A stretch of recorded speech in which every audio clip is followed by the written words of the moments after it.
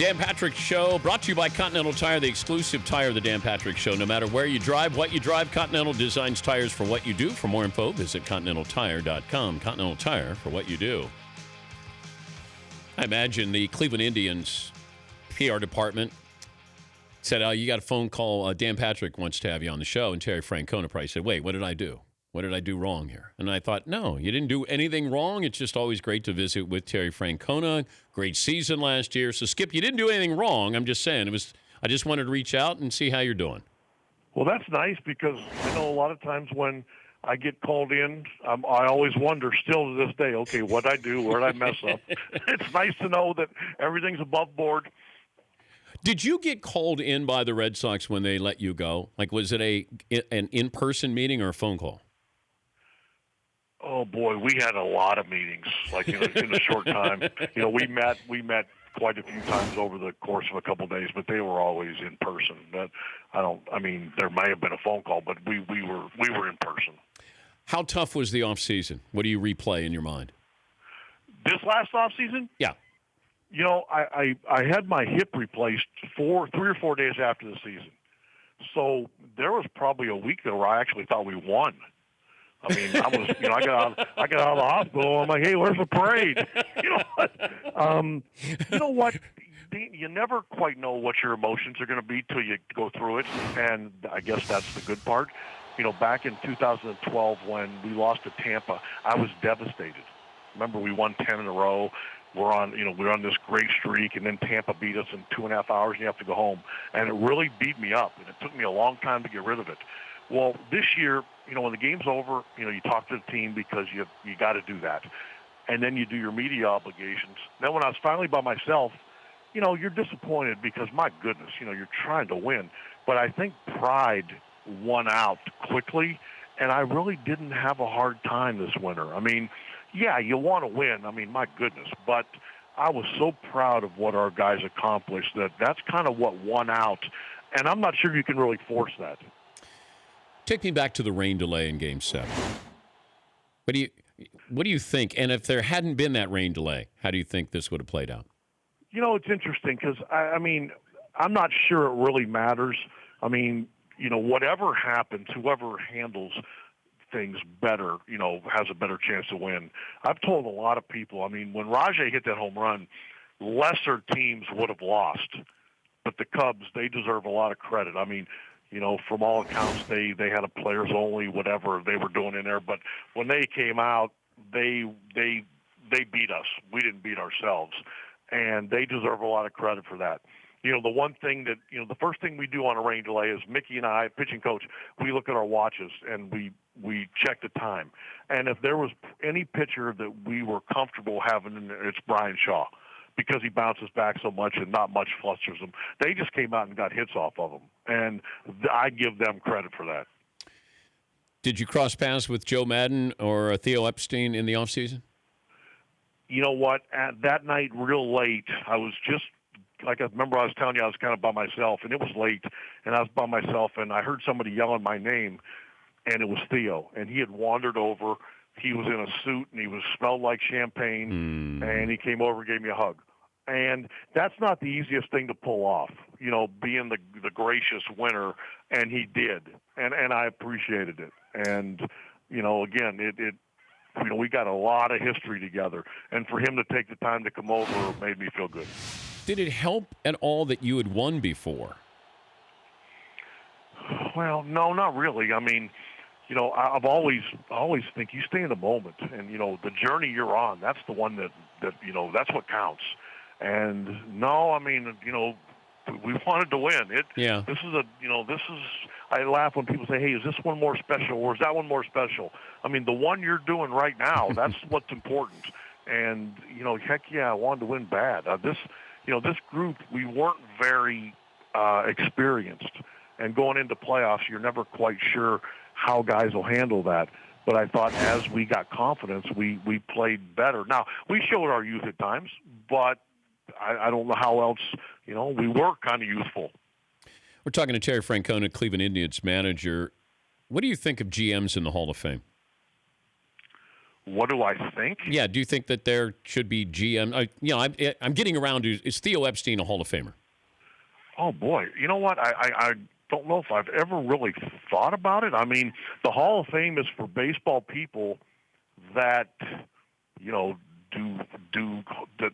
other people view as Hall of Fame caliber. So I would say definitely. I mean, shoot, that doesn't seem like a real tough one. Yeah, I didn't know. Like Pat Gillick, I thought it's a great GM, Hall of Famer. Bob Howsam with the Cincinnati Reds, the Big Red Machine. Yeah. I think there are certain GMs. I just don't know if they get enough credit.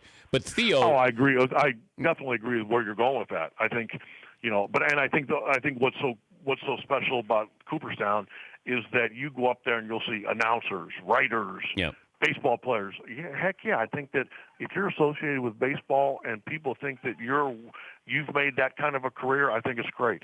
I had a couple other things. The intentional walk rule, yay or nay? You know what? I'm okay. I don't think it's as big a deal as people are making it out. I don't know that it's also going to save the game as much time as they're looking for. I think we walk. I think somebody on the average of once every 8 or 9 games. If I had my druthers, I would have probably kept it, but I think there's probably bigger arguments to pick than that. It's okay. What would be the bigger ones? Well, I mean, just like I said, this doesn't seem like it's that big a deal.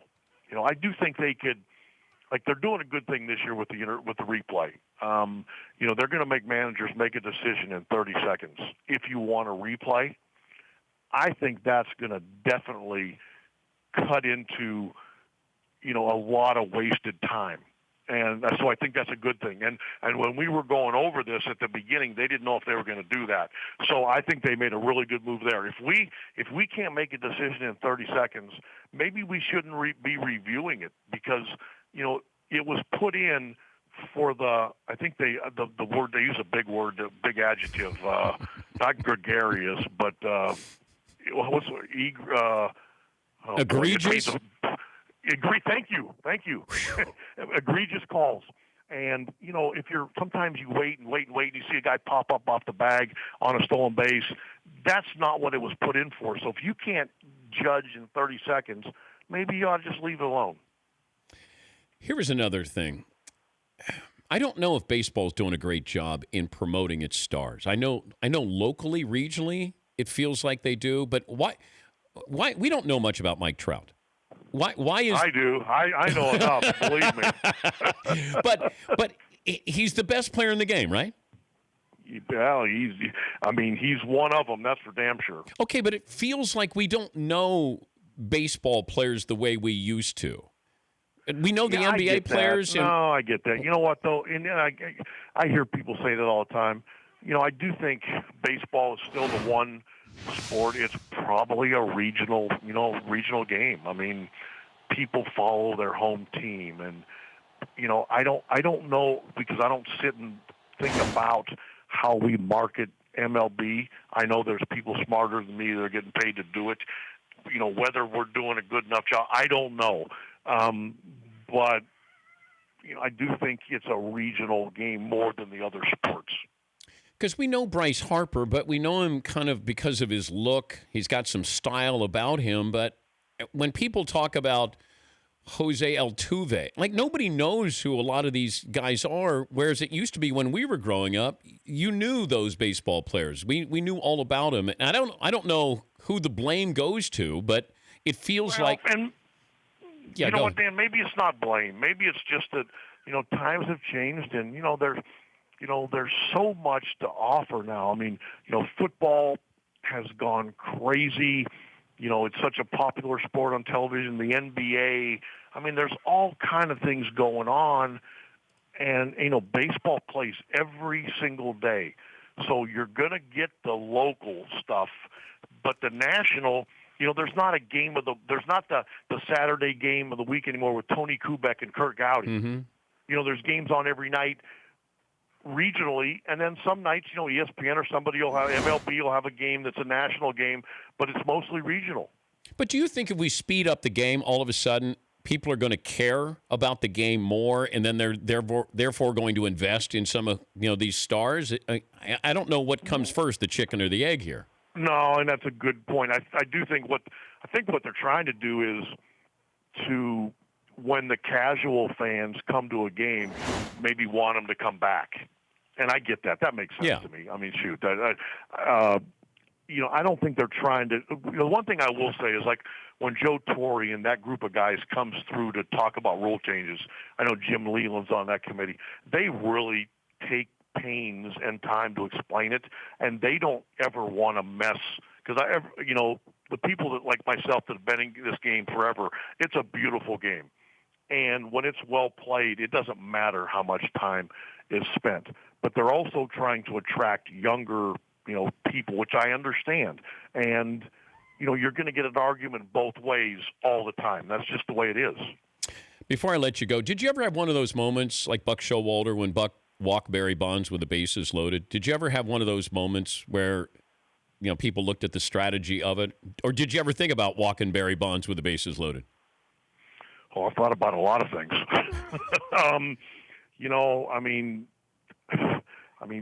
Like with Andrew Miller last winter, there's a fine line between being smart and dumb. And I'm well aware of that. If in that first game against the Red Sox, if we lose that game, I would be still answering questions. Why'd you use Andrew Miller? What, you burned him?